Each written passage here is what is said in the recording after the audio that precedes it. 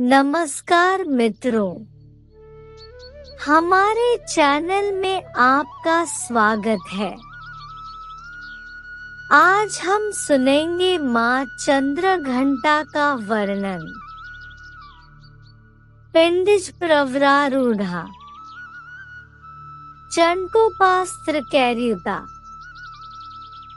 प्रसादं तनुते मह्यं चंद्रघंटेति विश्रुता।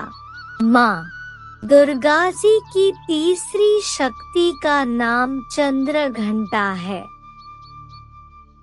नवरात्रि उपासनाएं तीसरे दिन इन्हीं के विग्रह का पूजन आराधन किया जाता है। इनका यह स्वरूप परम शांतिदायक और कल्याणकारी है।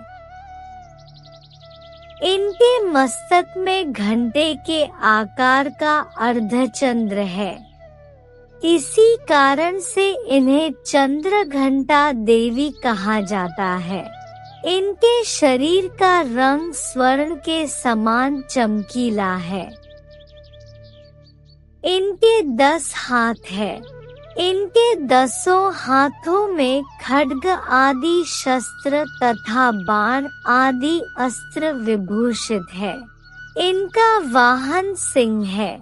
इनकी मुद्रा युद्ध के लिए उद्यत रहने की होती है।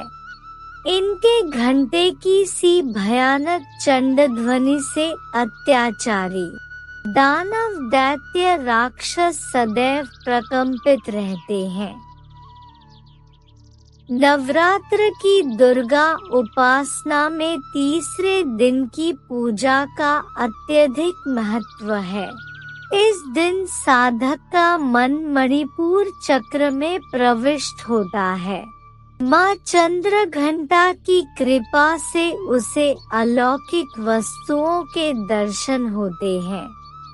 दिव्य सुगंधियों का अनुभव होता है तथा विविध प्रकार की दिव्य ध्वनियाँ सुनाई देती है। ये क्षण साधक के लिए अत्यंत सावधान रहने के होते हैं। माँ चंद्रघंटा की कृपा से साधक के समस्त पाप और बाधाएं विनष्ट हो जाती है। इनकी आराधना सद्यः फलदायी है। इनकी मुद्रा सदैव युद्ध के लिए अभिमुख रहने की होती है।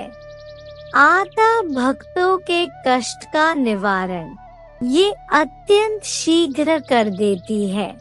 इनका वाहन सिंह है।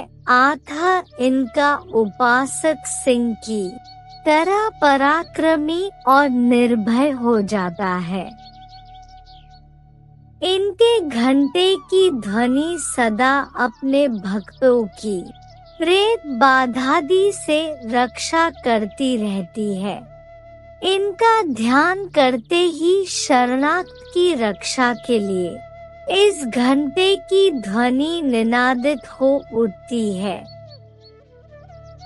दुष्टों का दमन और विनाश करने में सदैव तत्पर रहने के बाद भी इनका स्वरूप दर्शक और आराधक के लिए अत्यंत सौम्यता एवं शांति से परिपूर्ण रहता है। इनकी आराधना से प्राप्त होने वाला एक बहुत बड़ा सद्गुण यह भी है कि साधक में वीरता निर्भयता के साथ ही सौम्यता एवं विनम्रता का भी विकास होता है। उसके मुख, नेत्र तथा संपूर्ण काया में कांति गुण की वृद्धि होती है। स्वर में दिव्य अलौकिक माधुर्य का समावेश हो जाता है। माँ चंद्रघंटा के भक्त और उपासक जहाँ भी जाते हैं, लोग उन्हें देखकर शांति और सुख का अनुभव करते हैं। ऐसे साधक के शरीर से दिव्य प्रकाश युक्त परमाणुओं का अदृश्य विकिरण होता रहता है। यह दिव्य क्रिया साधारण चक्षुओं से दिखलाई नहीं देती, किंतु साधक और उसके संपर्क में आने वाले लोग इस बात का अनुभव भली भांति करते रहते हैं। हमें चाहिए कि अपने मन, वचन, कर्म एवं काया को विहित विधि विधान के अनुसार पूर्णतः परिशुद्ध एवं पवित्र करके माँ चंद्रघंटा के शरणागत होकर उनकी उपासना आराधनाएं तत्पर हों। उनकी उपासना से हम समस्त सांसारिक कष्टों से विमुक्त होकर सहज ही परम पद के अधिकारी बन सकते हैं। हमें निरंतर उनके पवित्र विग्रह को ध्यान में रखते हुए साधना की ओर अग्रसर होने का प्रयत्न करना चाहिए। उनका ध्यान हमारे इस लोक और परलोक दोनों के लिए परम कल्याणकारी और सद्गति को देने वाला है।